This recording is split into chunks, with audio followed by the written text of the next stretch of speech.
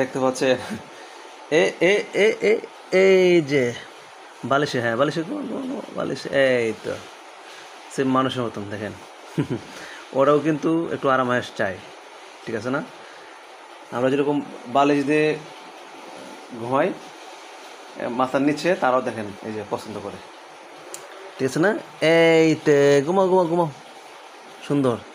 মানে বুঝে যে এটা যে বালিশ, এটা মানে সে বুঝে যে আসলে বালিশে ঘুমাচ্ছি, ঠিক আছে? আসলে ওরা তো বোয়া প্রাণী, ওরা সব কিছু বুঝে, শুধু কথা বলতে পারে না, ঠিক আছে? অবশ্যই আপনারা কমেন্টস করবেন যারা বিড়ালকে ভালোবাসেন, ঠিক আছে?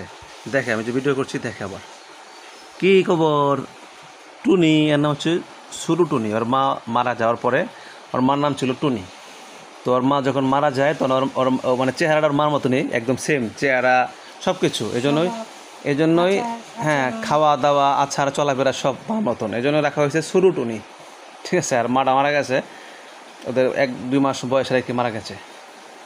যাই দোয়া করবেন, এটা আবার প্রেগনেন্ট, বাচ্চা হবে। তো সময় আসলে ঘনে গেছে, ইনশাল্লাহ হয়ে যাবে, ঠিক আছে? তো আসলে বিড়াল তো খুব একটি ভালো প্রাণী, যেহেতু আমাদের নবীজি পালছে, ভালোবাসতো। আর বিড়াল আসলে যে ঘরে থাকে এই ঘরে বরকত থাকে, ঠিক আছে?